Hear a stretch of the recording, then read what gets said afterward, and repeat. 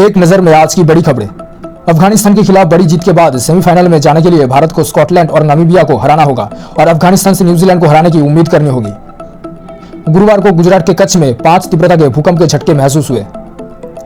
Petrol और diesel के दाम में 5 और 10 रुपए एक्साइज ड्यूटी कम करने के बाद दिल्ली में 103 और कोलकाता पे 104 पर पहुंचा पेट्रोल के दाम।